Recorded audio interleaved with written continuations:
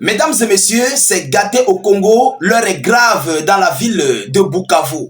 Oh oui, nous assistons au changement de la situation de cette ville minière, cette ville emblématique du chef-lieu du sud de Kivu.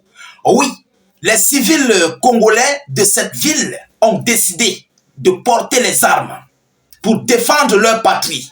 Chers dames, chers messieurs, l'heure est grave. C'est ce que l'Afrique craignait. C'est ce que le monde entier craignait. Et c'est ce qui est en train de vouloir se réaliser.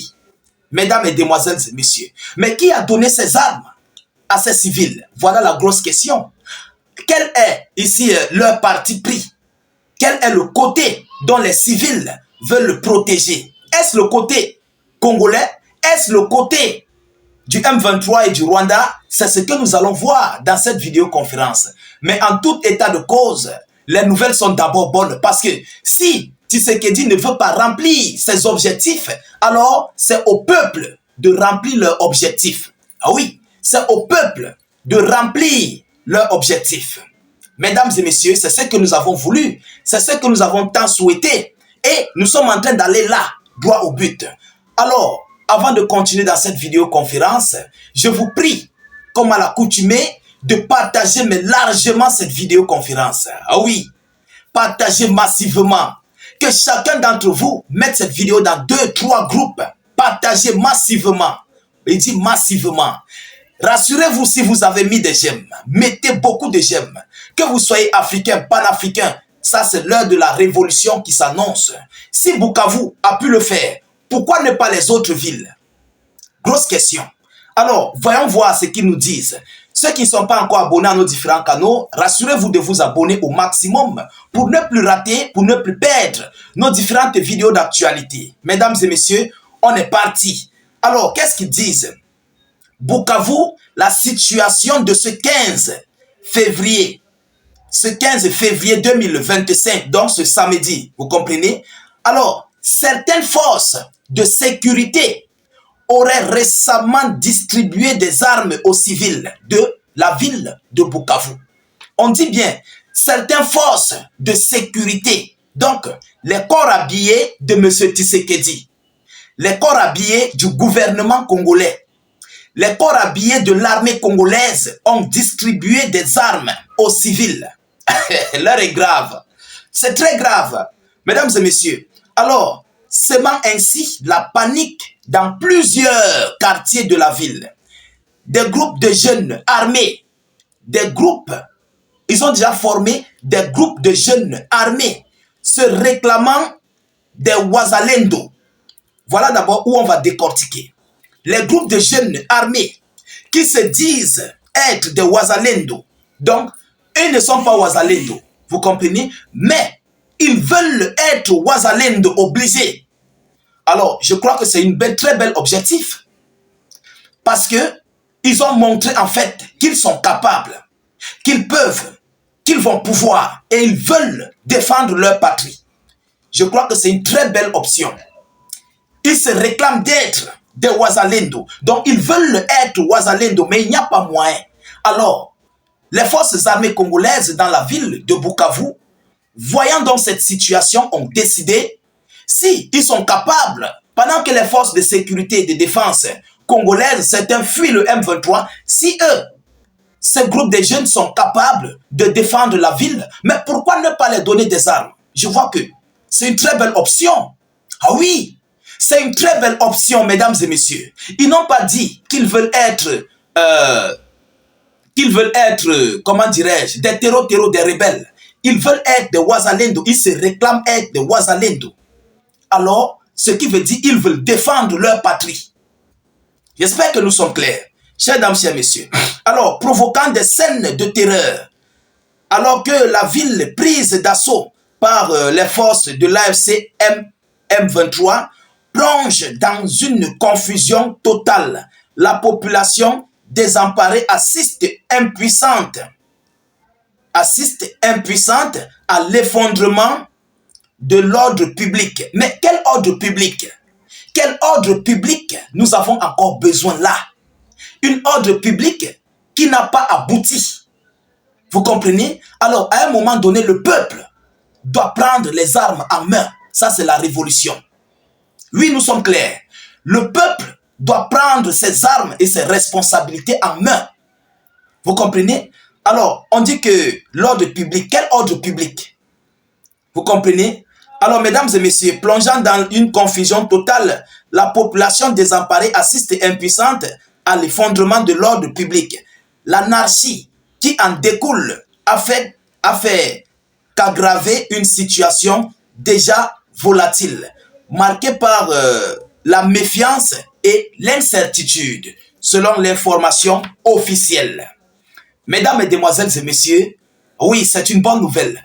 J'aimerais dire à tous les généraux qui sont dans les autres villes de faire pareil.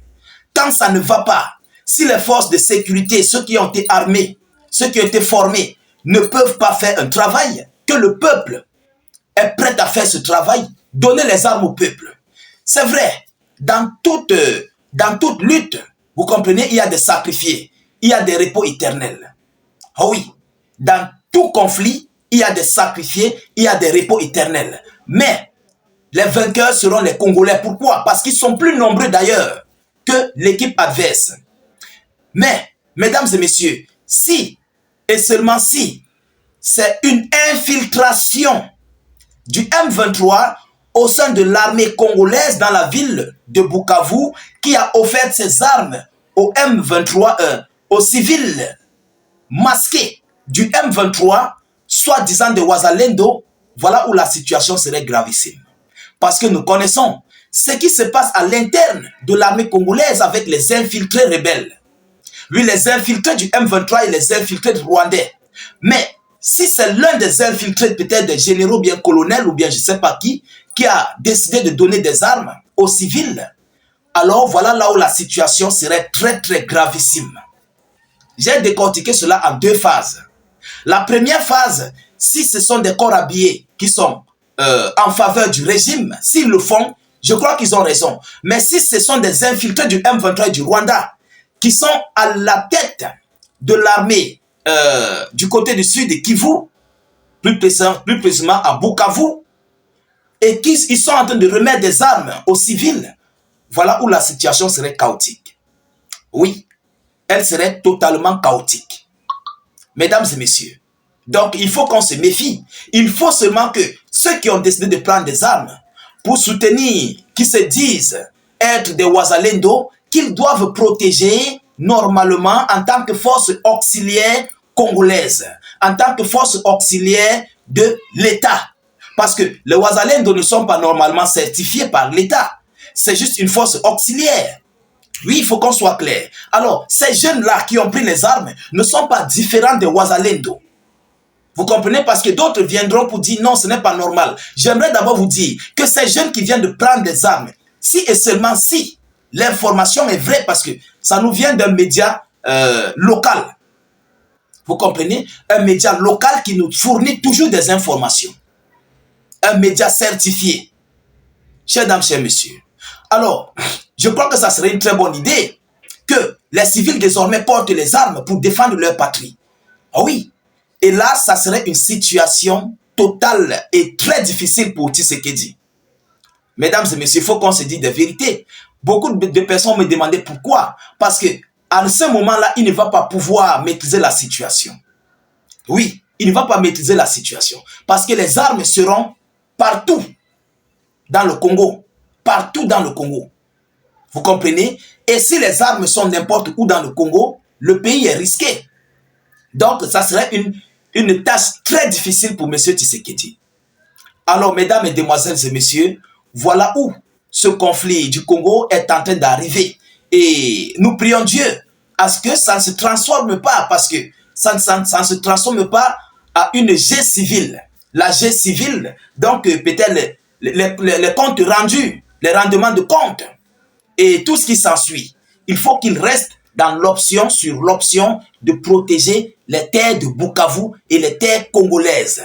Ils doivent représenter le patriotisme congolais. C'est ce que nous voulons. Mais si ce sont des infiltrés du M23 et du Rwanda, je crois que ça serait le pire. C'est là où, même moi-même, je suis très inquiet. Vous comprenez? C'est par rapport à cette situation où moi-même qui vous parle, je suis inquiet. Alors, mesdames, mesdemoiselles et messieurs, parce qu'en ce moment-là, ces gens vont se retourner contre les militaires, les gendarmes, les policiers qui sont dans la ville, encore dans la ville de Bukavu. Le gouverneur, hier, il a fui. Il est monté sur la moto. Sur la moto. J'ai eu la vidéo. Il est monté sur une moto. Le gouverneur de la ville de Bukavu, il a fui. Ah oui, accompagné de ses gardes, il a fui. L'heure est grave. Alors, présentement, on ne connaît pas qui contrôle la ville de Bukavu. On ne connaît pas ceux qui disent que Bukavu est déjà tombé. Non, arrêtez. Bukavu n'est pas encore tombé. C'est vrai, il y a des infiltrés dans la ville, des infiltrés du M23. Mais nous n'avons pas encore reçu l'information officielle de la chute de la ville centrale de Bukavu. Vous comprenez? Kavumu, oui. Kavumu est tombé, l'aéroport est tombé, ça je dis oui. Mais la ville centrale, la ville mère, chef-lieu du sud de Kivu, n'est pas encore tombée. Vous comprenez? Même si c'est tombé, on n'a pas encore reçu l'information officielle. Moi, présentement, je n'ai pas reçu l'information officielle. Parce qu'il y a des gens qui disent non, la ville de Bukavu est tombée. Non, il y a des infiltrés. Je dis oui, il y a des infiltrés. Donc les infiltrés, ce qui veut dire quoi? Les éléments du M23 du Rwanda sont dans la ville. Vous comprenez? Mais la ville n'est pas encore tombée. Parce que je vois des gens qui m'écrivent pour dire voilà, voilà, voilà. Vous comprenez? Alors, mesdames, mesdemoiselles et messieurs, nous continuons de suivre cette actualité le plus près que possible. Nous ne manquerons pas de vous tenir informés de la suite de cette actualité chaude et brûlante de Bukavu et du Congo. De votre côté, continuez de vous abonner pour ne plus rater nos prochaines vidéos d'actualité. Partagez la vidéoconférence partout à travers le monde. Mettez suffisamment de j'aime, s'il vous plaît, et surtout, mettez vos avis en commentaire. Je vous reviens tout à l'heure pour une prochaine série d'actualités. Soyez encore salués une fois de plus. Ciao, ciao.